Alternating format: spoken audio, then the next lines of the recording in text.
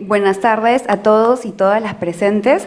Agradecemos su presencia y les damos la bienvenida a la segunda mesa del Seminario Internacional por los 60 años de la Facultad de Ciencias Sociales. La conferencia está a cargo de Armando Medina de la Universidad Nacional Federico Villarreal.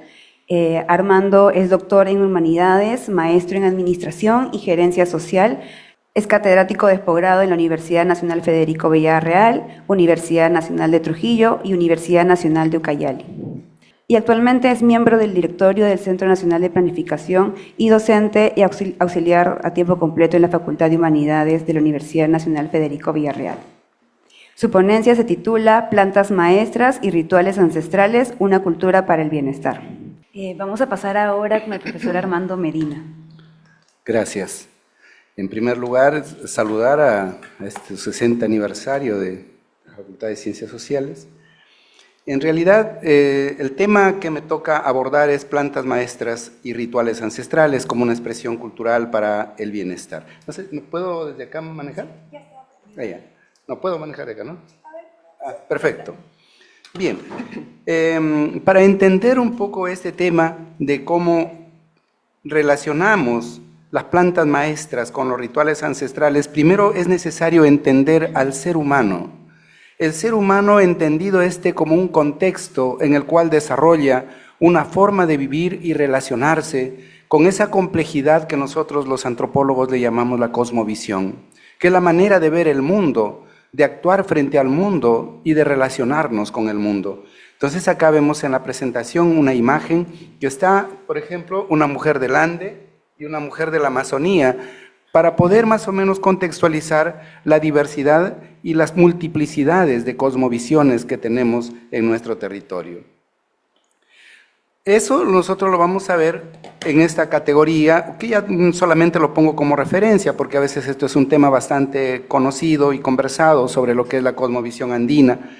Y ahí trato de poner, por ejemplo, en una relación más humana, y hago esa relación entre el Caipacha o la naturaleza del cuerpo, ¿no?, que es la integralidad del sujeto, el Hanampacha, que está asociado a la parte de la cabeza, el cráneo, que conecta con la divinidad, con la parte superior, y el Ukupacha, que está asociado a lo psiqui, a la parte más profunda del ser, que está en la esencia misma del ser. Entonces, en esa articulación es que nosotros debemos entender cómo desde épocas muy pretéritas se venía ya trabajando en estas dimensiones.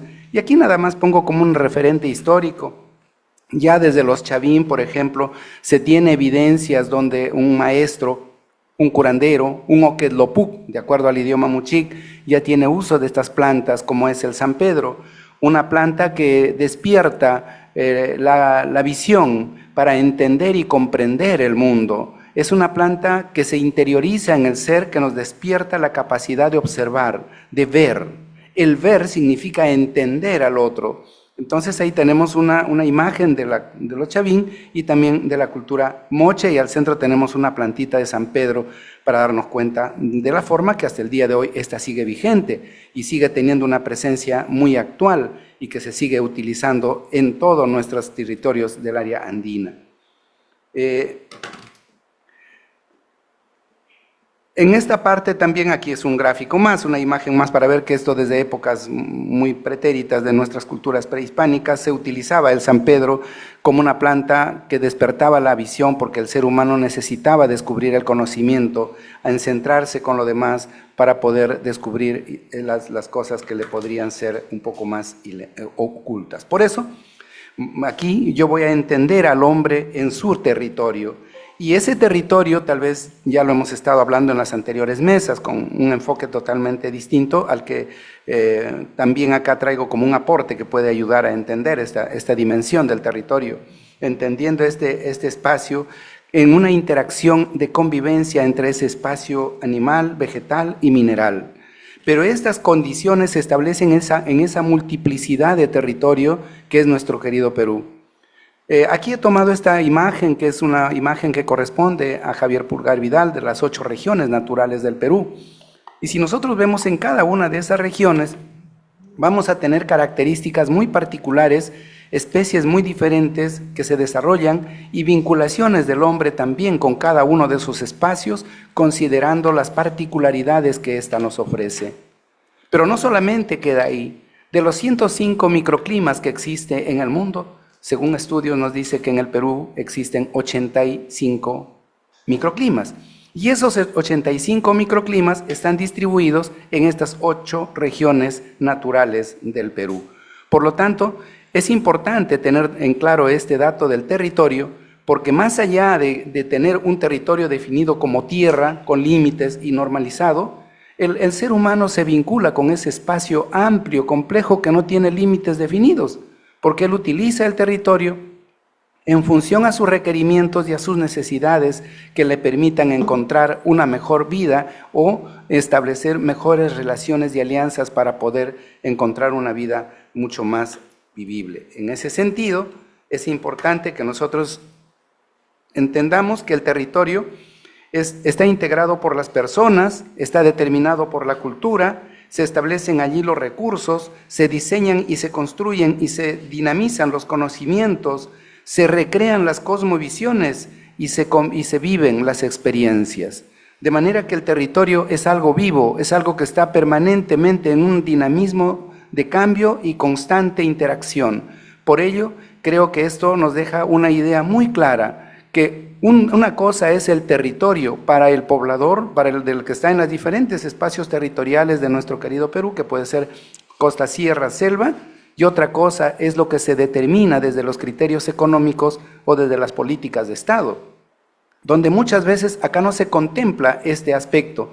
Ya hace un momento escuchábamos una parte de la ponencia donde decían, claro, el territorio te delimita el Estado, sí te dicen, este es tu territorio, pero el lago no te pertenece, tampoco el río y tampoco el bosque y tampoco puedes ir al cerro que está al frente. Cuando el poblador desde ese cerro va a traer tal vez sus plantas medicinales, sus hierbas, o es el apu protector donde hace sus tributos, sus pagos, y una serie de elementos que lo pueden ayudar a establecer una mejor vida, ¿no? Asimismo, este conocimiento podemos verlo desde 2 dimensiones, ¿no? Fundamentalmente. 2 dimensiones que son importantes que nosotros lo tomemos en cuenta. Por un lado, una visión occidental, en el cual las plantas medicinales están orientadas a los aislamientos de los principios activos. Es algo que se ha venido dando y se viene dando hasta el día de hoy, donde de esto se han generado muchas industrias, donde se están generando muchos dividendos bajo el principio de productos naturales, orgánicos y algo que nos ofrecen para salvarnos y prolongarnos la vida misma. Por otro lado, las poblaciones tienen otra manera de entender las plantas y ellos establecen que las plantas son utilizadas y se comprenden en el contexto de la ritualidad. Es decir, la planta no cura por el principio activo, sino porque tiene otros elementos que están vinculadas a ese poder y a esa potencia que la planta en sí misma establece. En ese sentido, podemos conocer que alguna de las plantas maestras más conocidas en nuestro territorio es la guachuma o San Pedro, para ser utilizado en toda la región norte del Perú y parte del área andina del Perú, el ayahuasca, que se utiliza en la región de la Amazonía, pero en estas 2 es fundamental el rey tabaco, lo que así se le conoce o así le denominan. A pesar de que hay otras plantas menores que también tienen amplio poder dentro de lo que es propiamente el tratamiento, el diagnóstico, o ayudan a resolver problemas emocionales, problemas afectivos, problemas para controlar las conductas. Hay plantas que regulan el comportamiento de las personas, de los niños, de los adultos, de las personas que no tienen comportamientos adecuados. Entonces, tenemos una serie de plantas, pero todo eso se consume bajo contextos rituales. Pero vuelvo, estas son las 3 principales. Punto aparte he hecho para la hoja de coca, entendida esta como una planta maestra que brinda el balance y el equilibrio y estimula la producción onírica, que permite centrarse y alinearse en los niveles físicos, mental y emocional, porque la hoja de coca no solamente cumple la función de entretener o distraer. La hoja de coca es un vehículo, es un lubricante social que nos permite articular, desarrollar esos grados de amistad, generar vínculos de confraternidad, y además también nos vincula no solamente entre las personas, sino también con los otros seres que pueden pertenecer a la comunidad natural o a la comunidad divina. Por eso es que hasta el día de hoy los campesinos en las diferentes regiones de nuestro querido Perú, cuando van a desplazarse de un lugar a otro, ellos siempre toman algunas consultas al sabor, a la textura, a la forma de las hojas de coca para emprender sus actividades. Es un tema que no ha desaparecido, está presente aún todavía y es una realidad que nos acompaña desde épocas pretéritas, tal como ofrecemos en la imagen que está en la diapositiva. Asimismo, debemos decir que todo este proceso de las plantas medicinales, de las plantas maestras que son tan importantes en todo este proceso, es porque justamente las plantas tienen espíritu. Y ahí vean ustedes la confrontación que tenemos entre lo que nos dice la ciencia y lo que está arraigado en la cultura.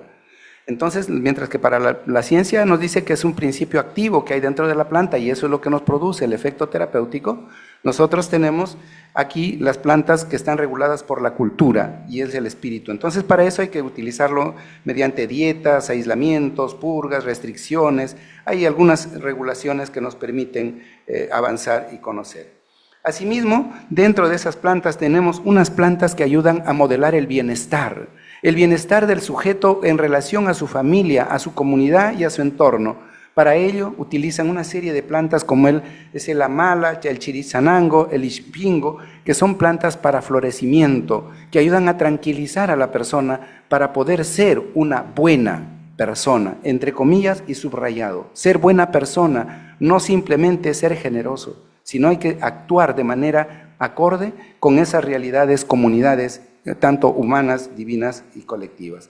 Por lo tanto, aquí me permito brevemente hacer una situación de entender que la eficacia del poder de la planta está vinculada a la especie botánica, a la manera como se recoge la planta, cuándo se recoge. Hay que tener en cuenta los espacios territoriales y los ciclos lunares, porque también las plantas activan su poder terapéutico a partir de esta relación nuevamente cosmogónica, que no es parte de una historia, es parte de una realidad, porque eso hasta el día de hoy yo diría que esa es la atención primaria que existen en nuestros pueblos donde no llega el Estado. Por otro lado, aquí vamos rápidamente los tipos de plantas, solamente lo voy a mencionar. Hay plantas calientes, plantas cálidas, plantas frescas, es decir, las plantas no están determinadas solamente por principios activos, sino por las características que éstas nos ofrecen. Este conocimiento, y acá vemos un ceramio nuevamente, le pertenece a la cultura moche, de un maestro curandero, ¿no? Ofreciendo acá este ritual con una vara, limpiando y despejando a un paciente de su enfermedad. Vean ustedes, esto lo he tomado antes de la pandemia, y les comento esto porque es parte de un trabajo que vengo investigando sobre el campo de la medicina tradicional. Esto lo tomé en Cajamarca. El paciente tenía todos los martes y viernes aproximadamente 40 a 50 personas que acudían a su lugar para ser atendidos. De todos los males, incluyendo cáncer, incluyendo otras enfermedades como diabetes. Ellos van al médico, se atienden con el médico, pero siempre van al curandero, porque él sienten que ahí les da más confianza. Entonces siguen sus tratamientos, pero paralelamente van a este lugar. Pero obviamente esto no se lo comentan al médico, porque probablemente este personal de salud no los va a entender y sienten que van a ser discriminados. Entonces es una realidad que nosotros debemos conocerlo y entenderlo cada vez más para poder articular mejor en los sistemas de salud. Y aquí solamente es una cita que tomé de Levi-Strauss que me encanta cuando habla de la magia del curandero, donde dice que para que esto tenga efecto el curandero debe tener una creencia absoluta en lo que hace y en la eficacia de su técnica. El enfermo debe confiar en el curandero y la confianza que la comunidad debe de establecer entre ellos para poder establecerse.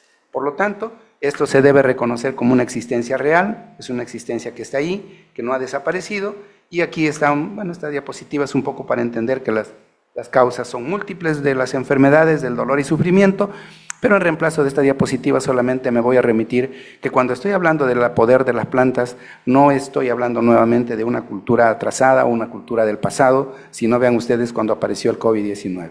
Ante el desconocimiento de saber cómo abordar esta enfermedad, inmediatamente todos empezaron a tomar eucalipto, matico, ajo, quión y una serie de plantas medicinales en todas las regiones del Perú.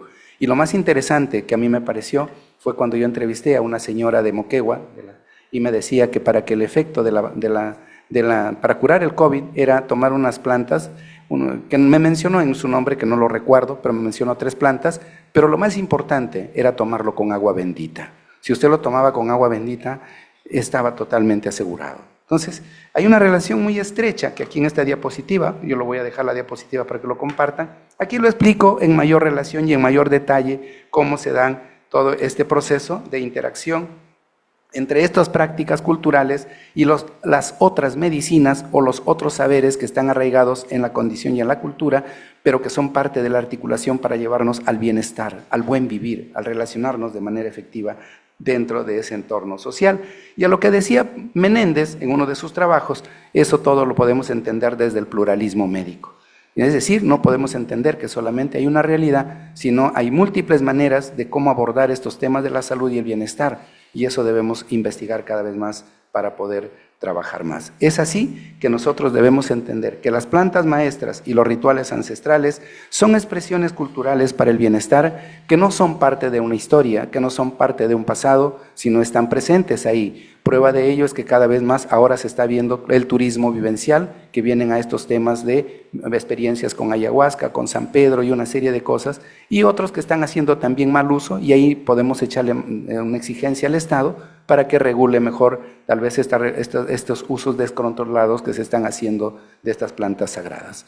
Definitivamente creo que el reto es enorme, ojalá que la visión del San Pedro y el ayahuasca llegue a la mente y al corazón de cada uno de nosotros para hacer una medicina y una salud más humana. Muchas gracias. Muchas gracias, Armando.